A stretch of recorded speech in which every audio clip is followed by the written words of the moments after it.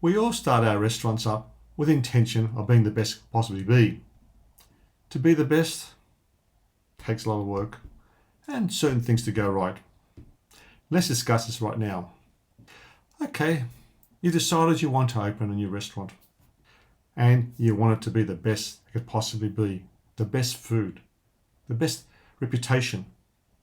How do you achieve that? What is the process? Is it some sort of magic? It can be done, but there is one drawback which I'll discuss towards the end of this video.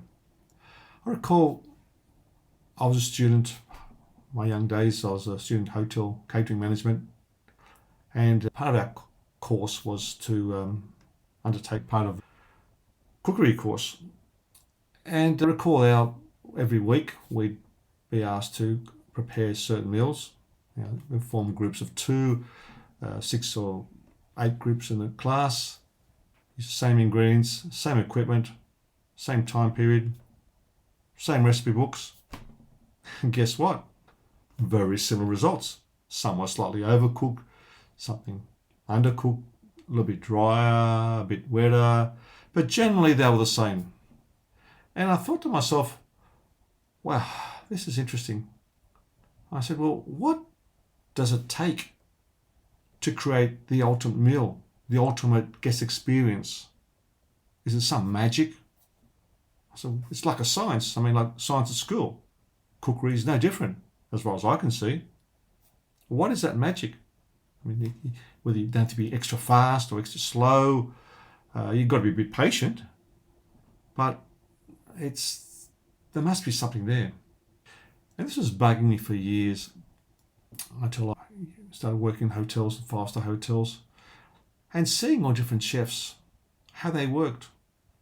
Nothing magical about them, nothing special about them. Some were smarter than others, or quicker than others, or methodical than others. But there was nothing really stand out. I couldn't quite work it out. Then when I was one hotel I worked at was Intercon Hotel. I got to work with Michel Roux, who owned one of the top restaurants in the UK, Waterside Inn, and Jacques Maximin, who was the youngest Michelin star chef in the world at the time. I think he was about 27 years old or something. This would be interesting. And I thought, well, this would be great to see what they do. Watch them. Anyway, I was the purchasing manager there, and they came down and ordered their ingredients for the menu they were preparing for the hotel. And they said our radishes had to be like 20-cent pieces, uniform. At the time, things would come in that uniform shape. They would come in, 50-cent pieces, and some were small, some were large, or mixture. Depends what you got. It was potluck. The tomatoes had to be 100 grams each, all uniform. When I mentioned to our suppliers, they almost flipped. It was unheard of. But they made the effort to give them the best quality in the specifications they asked for. And I watched them. They used specifications that were exact. And when they were cooking, they weren't cooking with butter or margarine or oil. They're cooking ghee, which is clarified butter, which is a reduction of the butter to the purest sense. When they had cooked chicken stock, at home, you'd use chicken bones and boil them up with some herbs and spices, whatever. There's your chicken stock. No, they use whole chickens. So they were getting better results, so they were buying the ultimate ingredients to be the best. Obviously, they were well trained.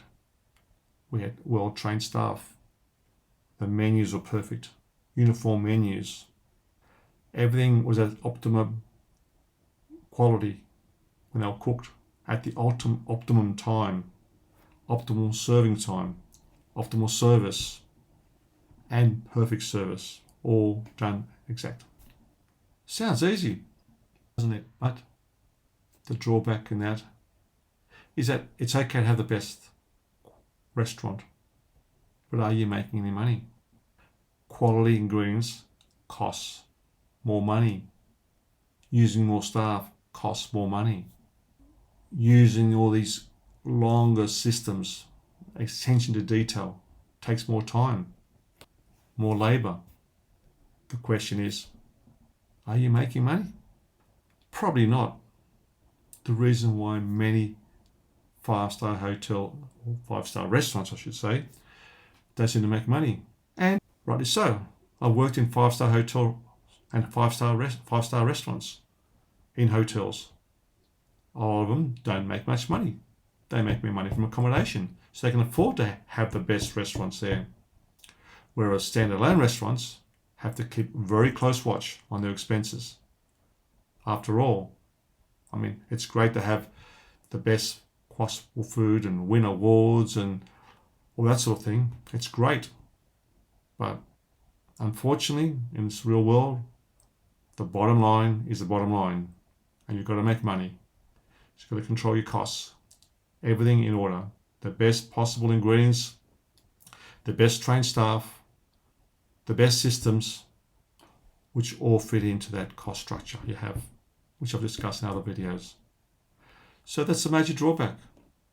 So there's a fine line between being the best and making a good profit. Have good systems in place. I've got videos in there explaining more.